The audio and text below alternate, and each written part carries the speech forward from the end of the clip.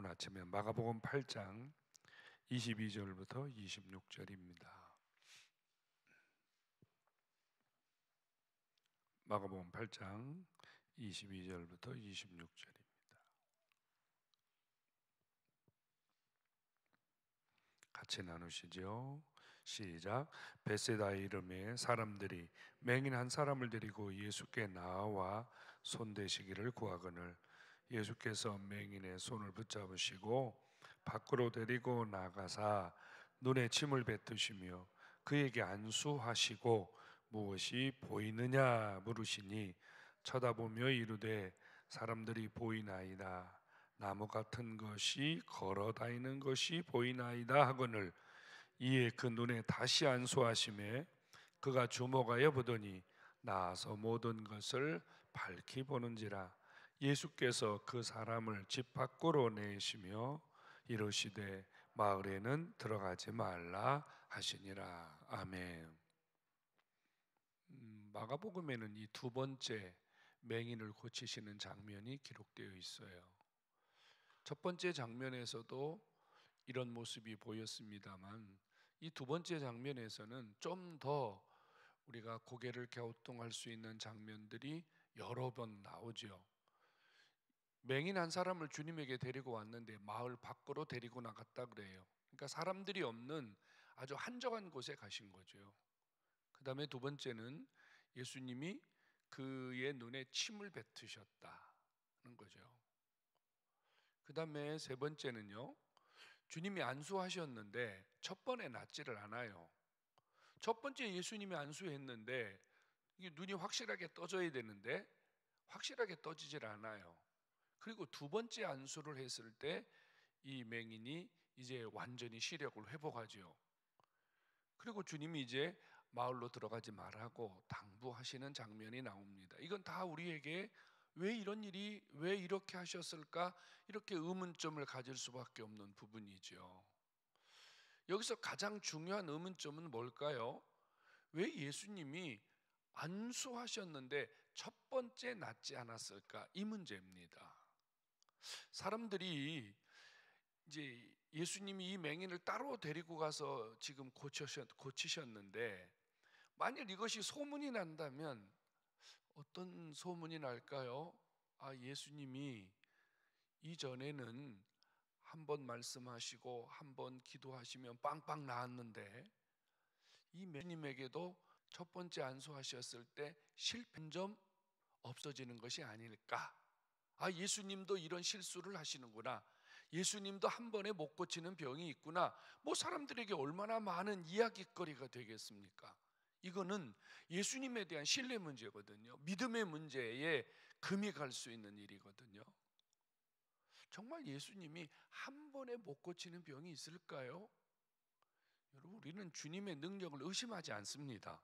주님은 절대 그런 분이 아니세요.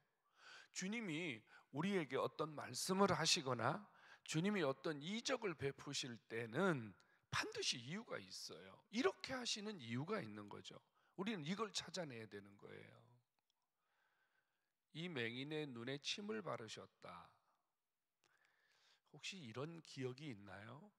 어렸을 때 벌에 쏘이거나 벌레 물리거나 이랬을 때 엄마들이 애들의 팔에 뭘 발라요? 침 바르죠. 그때 바르는 침은 더럽게 여겨지는 겁니까? 아니면 엄마가 자녀에게 주는 일종의 사랑 같은 것입니까? 두 번째죠. 단순히 침이라는 하나를 생각하면 좀 더럽다 이런 느낌이 들 수 있겠지만 예수님이 이 맹인에게 보이지 않는 자잖아요. 예수님이 누구진도 모르잖아요. 말로만 들었지 예수님을 느낄 수 있는 게 뭘까요? 손을 잡거나 아니면 예수님의 그 무언가를 접촉하는 방법밖에 없거든요. 그렇다면 예수님이 이 맹인의 눈에 침을 바르셨다고 하는 것은 어떤 의미에서 예수님이 이 맹인에 대한 사랑, 이 맹인에 대한 안타까움, 그리고 당신의 것을 이 맹인에게 주고 싶은 주님의 마음이 그 속에 담겨 있다고 우리는 생각해야 됩니다. 근데 이제 오늘 아침에 우리가 풀어야 될 건 뭐냐면요, 왜 한 방에 낫지 않았을까? 우리가 이 문제를 풀어야 됩니다. 말씀드린 대로 결단코 주님은 능력이 없으셔서 두 번에 걸쳐서 고쳐야 될 만큼 이 환자가 어려운 환자도 아니고 두 번에 걸쳐서 안수해야 될 만큼 예수님의 능력이 절대 부족하지도 아니하십니다. 우리는 이 사실을 분명하게 믿어야 됩니다. 주님이 두 번에 걸쳐서 이 환자를 고치셨다면 예수님 편에 생각을 하신 걸까요? 이 환자 편에서 생각하신 걸까요? 환자 편에서 생각한 겁니다. 저도 이 눈이 안 보였던 때가 있었잖아요. 그래서 저는 여러 번 수술한 경험이 있습니다. 이 맹인이 왜 두 번을 예수님이 안수하셨을까? 철저하게 이 맹인을 배려하신 이 주님의 깊은 마음입니다. 여러분, 시력이 안 보이던 사람들은요, 갑자기 시력이 확 떠지면요, 문제가 생기게 됩니다. 반드시 시력이 안 보이는 사람은 점차적으로 보게 되는, 점차적으로 시야를 넓혀가는 과정이 반드시 필요합니다. 예수님은 나면서부터 맹인되었기 때문에 단 한 번도 보지 못한 이 환자에게 주님은요, 치유하는 장면까지 이 환자를 철저하게 배려하시고 이 환자 편에서 철저하게 하나님의 은혜를 부어주시는 예수님의 깊은 사랑을 우리는 이해해야만 합니다. 한 번도 나무를 받겠어요? 사람을 받겠습니까? 여러분, 손으로 만져서 인식하는 것하고 시야로 보는 것은요, 완전히 다른 겁니다. 예수님이 첫 번째 안수하셨을 때 이 환자에게 묻잖아요. 뭐가 보이느냐? 그러니까 사람 같은 것도 보이고 이제 나무 같은 것이 걸어다니는 것이 보입니다. 이 환자가요, 이제까지 사람을 본 적도 없고 나무를 본 적도 없습니다. 그러니까요, 사람 같기도 하고 나무 같기도 하다. 아직도 이 환자에게는요, 분명한 인식이 될 만큼, 확실한 시야가 회복될 만큼의 과정이 필요함을 주님이 여기서 보여주신 겁니다. 또다시 안수하셨습니다. 그리고 이 환자가 완전히 시력이 회복될 수 있도록 하나님이 은혜를 베풀어 주었습니다. 여러분, 이 시간은 텀이 있다고 생각을 하셔야 돼요. 주님이 첫 번째 안수하시고 너 뭐 보이느냐? 희미합니다. 다시 안수하시고 이게 즉시 일어났다고 보시면 안 되고요. 주님이 이 환자의 상태를 완전 회복시키기 위한 약간의 시간적 텀이 필요하다는 사실입니다. 저도 과거에 수술을 했는데 이 이제 병실에 선생님이 불을 다 꺼버립니다. 불을 꺼버려요. 왜? 처음에 이 시야가 확 확보가 되면은요, 굉장한 데미지가 오거든요. 그리고 나서 천천히 불을 켜서 천천히 보게 하는, 저도 그런 경험이 있거든요. 성도 여러분, 예수님이 우리를 치유하시고 예수님이 우리의 문제를 해결해 가시는 과정 속에서는 철저히 누구를 배려하신다? 나를 배려하신다. 어떤 경우에는 주님이 한 번에 해결하시는 문제도 있지만 하나님이 내 형편과 처지와 내 상황을 고려하셔서 어떤 경우에는 한 번에 걸쳐서, 두 번에 걸쳐서, 혹은 세 번에 걸쳐서 주님이 우리의 삶의 문제를 이끌어 가신다는 사실도 믿으시기 바랍니다. 여러분, 한 번에 해결되는 것만이 우리가 꼭 하나님의 뜻이라고 생각하면 안 됩니다.